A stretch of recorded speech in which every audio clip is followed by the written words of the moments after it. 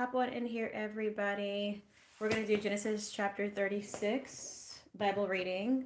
We're going to do this one really fast because it's mostly uh, accounting for all the family members of Esau. So we're going to do this one really fast. Give me 1 second. It's a little dark in here. Okay. It's a little dark. We'll make do though. Where are we?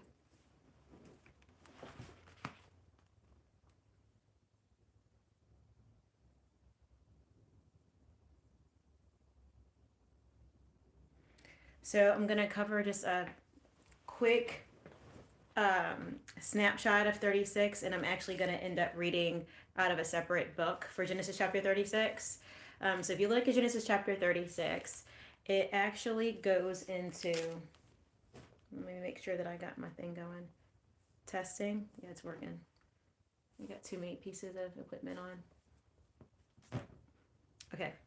Let me highlight a couple of things I noticed from the Holy Bible, and then we'll talk about creation and blessing from Alan P. Ross, and we'll kind of go through what that one says to make it more clear. So Genesis chapter 36 is kind of a heavy chapter. It's heavy on reviewing all the generations of Esau. It says, these are the generations of Esau, that is Odom. And he took his wives from the Canaanites, Adah, the daughter of Elon the Hittite, Oholibamah, the daughter of Anah, the daughter of Zibeon the Hivite, and Basemath, Ishmael's daughter, the sister of Nebaioth, and Adah bore to Esau Eliphaz. Basemath bore Ruel, and Oholibamah bore Jewish, Jalam, Korah. These are the sons of Esau who were born to him in the land of Canaan. So a couple of things I just want to point out is that this whole chapter is going to be all about the genealogy piece. So I think that's important to note. Let's have a quick look at one other thing before we hop right into everything. Let's see. Okay, I want to read you guys a little bit from the Ultimate Bible Dictionary. Hi, everybody. Welcome. So we're focusing on Genesis chapter 36 today, and it's a super heavy one. And it's so heavy that I'm going to have to break it down with different pieces of equipment. I'm going to have to go into the 3 different books. Hey, everybody. Welcome. Good to see you guys. Happy, I don't even know what day of the week it is. Since I graduated from college, y'all, I don't even know what day of the week it is. I'm so happy. I'm just living my best life. Welcome, everybody. So let's break down really quick Canaan, because one thing that Genesis chapter 36 says is it gives all the generations of Esau's family. And then it says that these are the sons of Esau who were born to him in the land of Canaan. So I want to read you a little bit on the land of Canaan. Canaan is a territory between the Mediterranean Sea and the Jordan River, reaching from the Brook of Egypt to the area around Ugarit in Syria, or to the Euphrates. This represents descriptions in Near Eastern documents and in the Old Testament. Canaan meant different things at different times. Numbers 13:29 limits Canaanites to those who live by the sea and along the Jordan. Israel was aware of the larger promised land of Canaan, but Israel's basic land reached only from Dan to Beersheba. At times, Israel included land east of Jordan. Other times, the land of Gilead was contrasted to the land of Canaan. After the conquest, Israel knew a great deal of land remains to be possessed. Canaan thus extended beyond the normal borders of Israel, yet did not include land east of the Jordan. At times, the land of Canaanites and the land of Amorites are identical. Whatever the land was called, it exercised extraordinary influence as a land bridge between Mesopotamia and Egypt, and between the Mediterranean and the Red Sea. So I thought I would just cover that really quick so you guys have a little bit of information on that land. And then rather than read you directly Genesis 36, which um, has so many names that we would trip over ourselves. I read it for myself, obviously, but I'd rather read you a little excerpt from. I want to read you a little bit of an excerpt from Creation Blessings by Alan P. Ross, because I think that's a lot more clear. Genesis 36 is simply a super heavy chapter in the Bible. It's mostly focused on who was born from whom and the whole genealogy piece. So I think this is a better use of the time so you can really understand a little bit more. And then on your own, I of course encourage you to read Genesis chapter 36 on your own. So I'm going to read you this. It's only a couple pages long, but I think it does a good job of kind of breaking some of the things down that are important. Welcome, everybody. Be sure you subscribe and you like and you share the video. So Genesis chapter 36. This chapter is, it says here, complicated and difficult, both in its exegesis and in its exposition. In the first place, the structure is difficult. The chapter begins with the heading Toledot with the name Esau, but then this heading is repeated in verse 9 again with the name Esau, as if a second development was added. These two headings do not seem to match the pattern of this chapter, which has two passages, verses 1 through 9 and 20 through 30, each with the order of sons and then chiefs prefaced to the record of the kings of Edom. These parts break down into sons, verse 1 through 14, and chiefs, verse 15 through 19, and then again, sons, verse 20 through 28, and chiefs, verse 29 through 30, followed by kings, verse 31 through 39, and then a summary or appendage, verse 48 through 43, of 11 other names. Not only is the organization difficult, but the purpose of this chapter has been the subject of much debate. One common view is that it was an Edomite king list that came into the hands of Israel when David conquered the Edomites, and that helped Israel administer the conquered land. It was then added to the patriarchal records to extend the narrative about Esau. The expositor will have to sort through the literature in studying this passage to try to determine the chapter's form and function. It is not impossible that the narrative, or most of it, could have been collected and arranged in the organization of Genesis before the time of David's conquest. Centuries passed from the time of Esau until the time of the Israelite conquest of the land, allowing for much of the expansion recorded in this chapter. But I would not expect too many expositors to devote an entire exposition to this chapter unless they had the luxury of time and could include it in a series of lessons.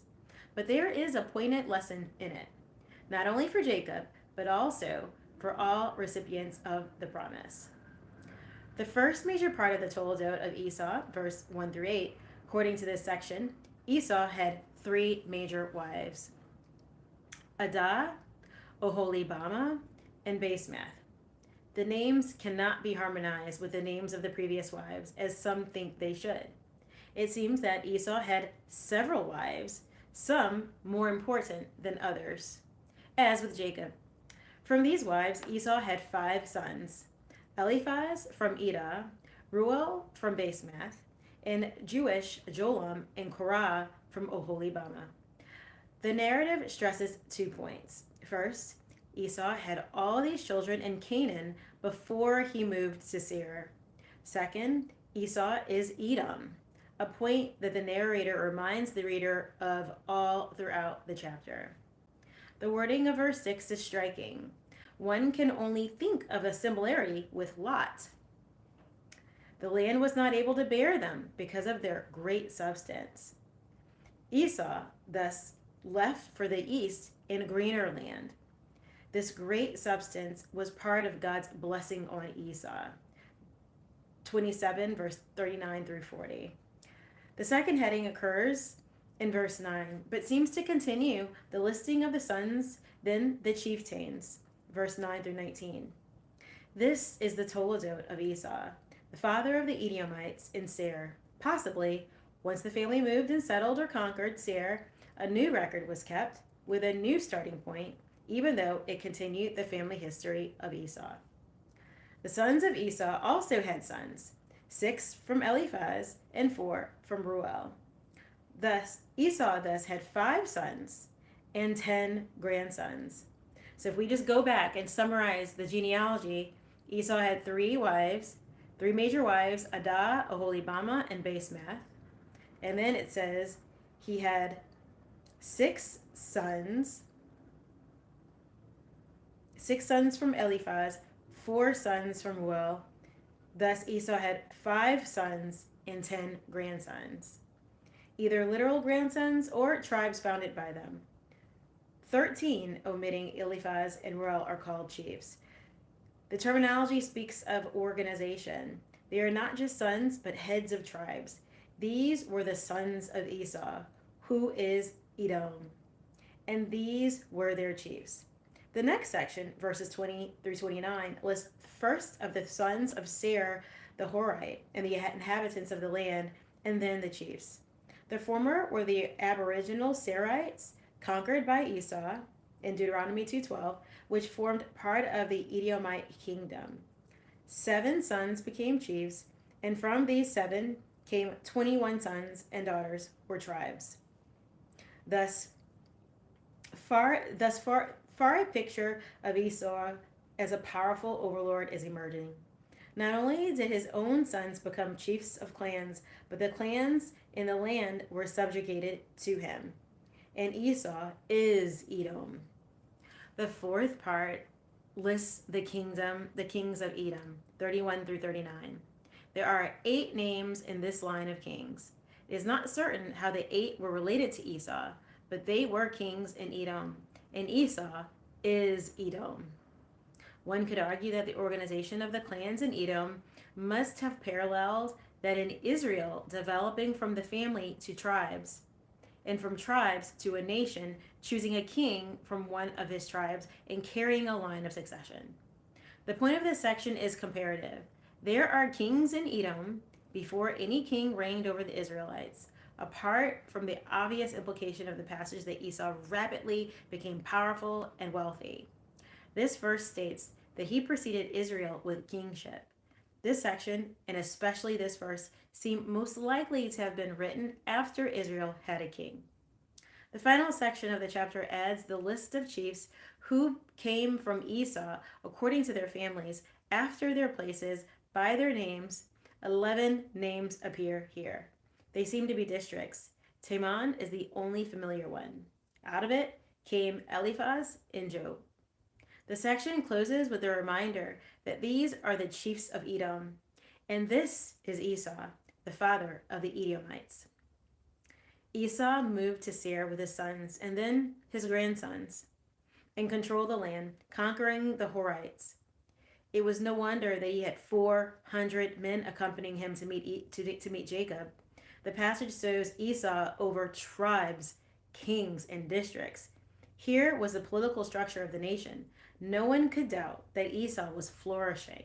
He dwelt with the fatness of the earth. He lived by the sword, and he shook off the yoke of his brother from his neck. The most important thing for the exegete to note is that Genesis 37:1 is part of the section 37:2, is heading from the start to the section of the book. In contrast to the expanding, powerful Esau, Jacob was dwelling in the land of the sojournings of his father. He had no kings, no full tribes, and no lands to govern. He too was a sojourner. Delitzsch notes poignantly that the secular greatness in general grows up far more rapidly than spiritual greatness.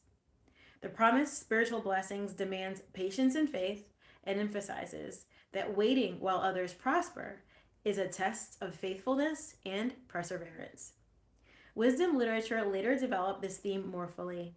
The unrighteous prosper in worldly power and wealth, while the righteous seem at times to lag behind such prosperity. God will give the promised blessing to Jacob's seed, but only after a long refining and proving of the faith. An exposition of this section is thus very workable. It must tie in the blessings made to Esau and to Jacob, beginning in chapter 27. The first half of the expedition would deal with chapter 36, tracing the abounding fulfillment of Esau's promised blessings. The second half would then deal with a transitional note about Jacob in 37:1, showing how the narrator contrasted his lot with that of his brother. The expositional idea that Delitzsch expressed would work nicely for this discussion and could be correlated with wisdom literature. The point to be made would be encouraging and instructive for those waiting patiently for the fulfillment of a promise. So when we look at this, I would summarize it to say that Genesis chapter 36 gives quite a lot of information about the genealogy. Some of the big major points of this section are that Esau had multiple wives. He actually had three major wives in this section. It was Adah, Aholibamah, and Basemath. And then he had a large group of children and grandchildren. He actually had 5 sons and 10 grandsons. And out of those 5 sons and 10 grandsons, 13 of them were designated as chiefs.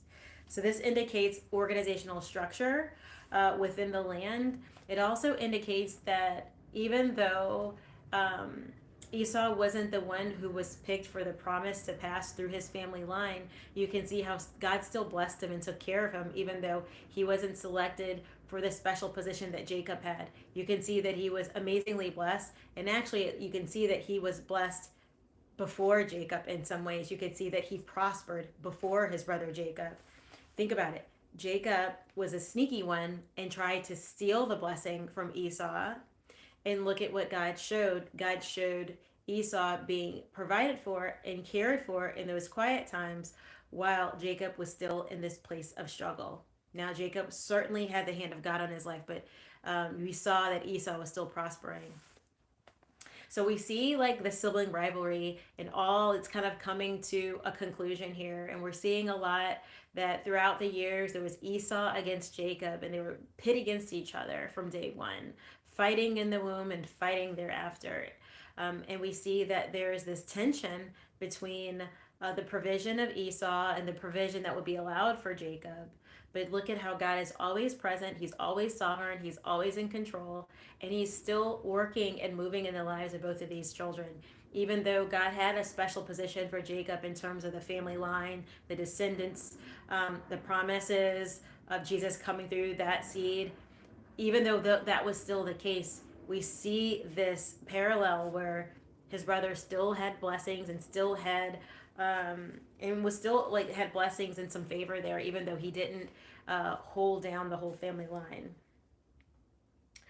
The other thing that we see is this again, this idea of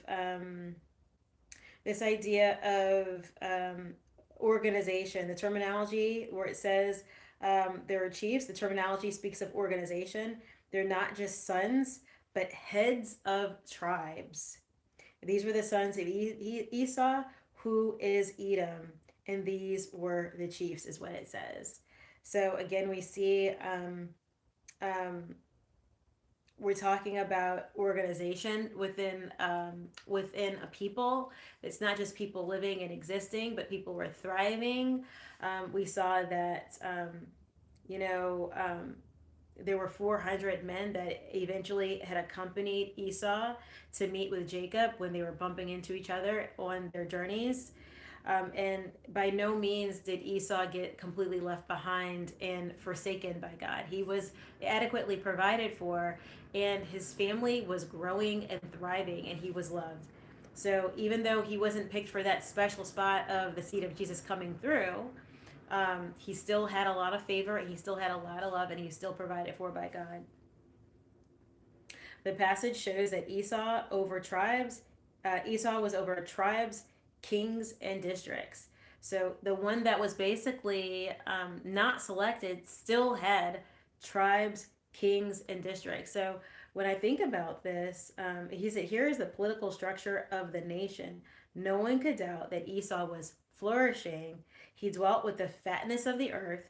He lived by the sword. He shook off the yoke of his brother from his neck. So, wow, that is so deep. It's showing that there was a position for everyone in the family. And when we allow God to do what God does, we're still going to have all of our needs met. Even if it's in small ways or in bigger ways, we can rest assured that if it's part of God's plan, it's happening perfectly, even if there's a struggle there. So we see that at some point Esau was crying. You guys remember we go back a few chapters? Esau was crying, and he was saying, "Why can't I get the blessing, Father? What about the blessing for me? What about me? What about me?"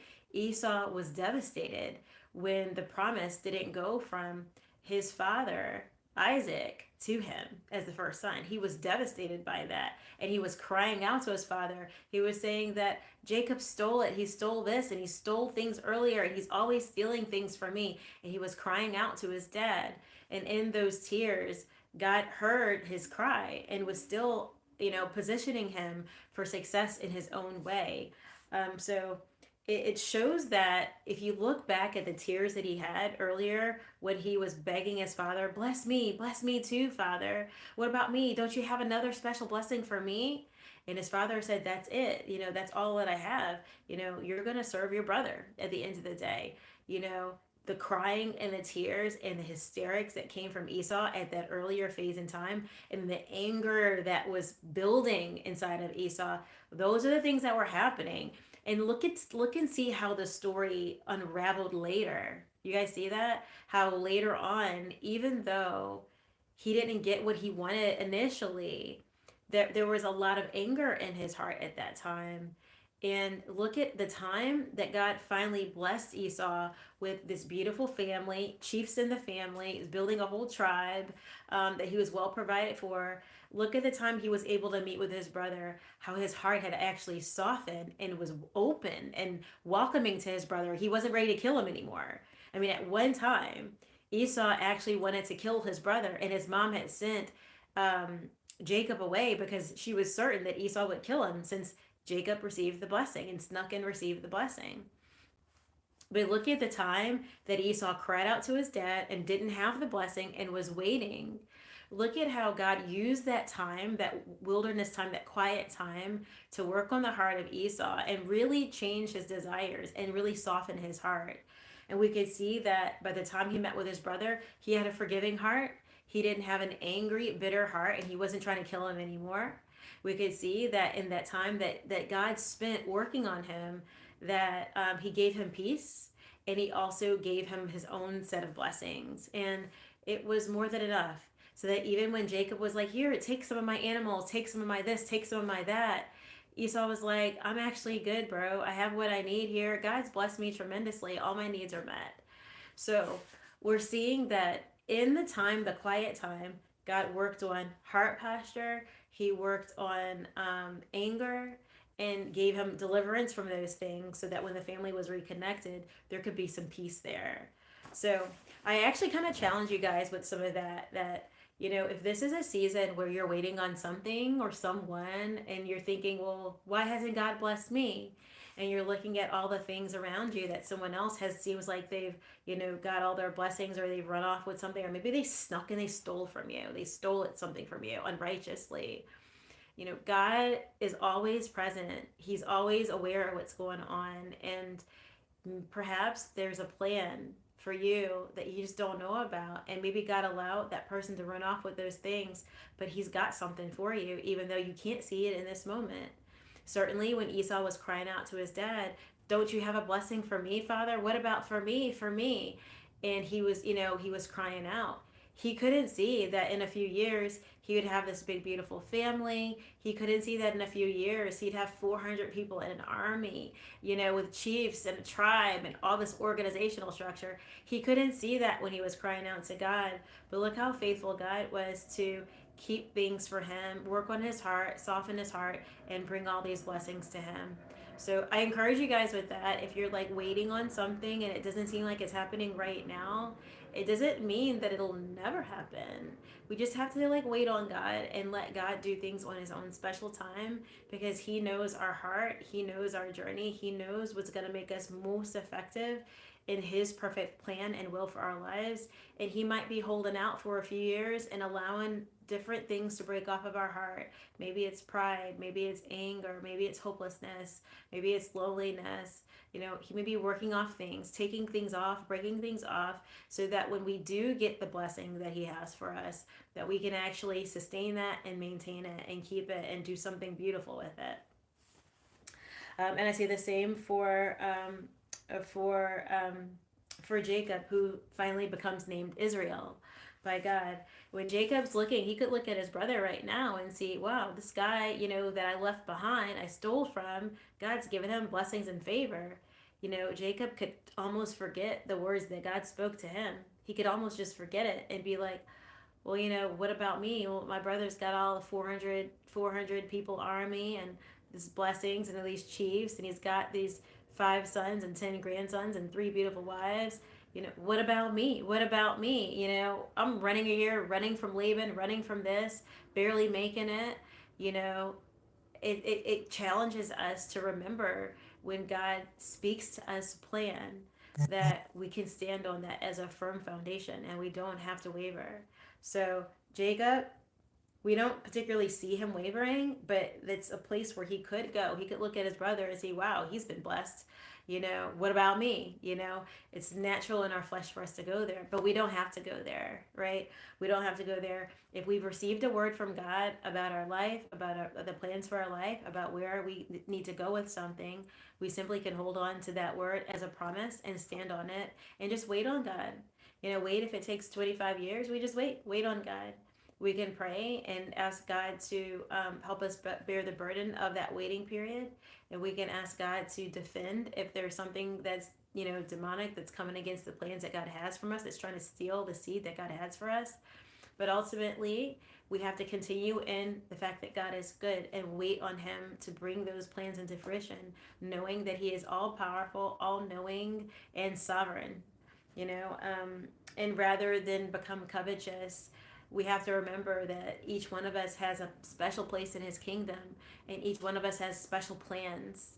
The word says that God has, plans for us for hope and a future, and so we have to remember that that's what the word says, and not fall into our own understanding, but not lean on that, but lean on the word of God where there is a gap in our understanding. So that's all I have for Genesis chapter 36. I hope that one meets you guys well. Join me next time when I go live again. And I'll go into Genesis chapter 37 next time. I'll be back live probably in a few hours. Bye, everybody.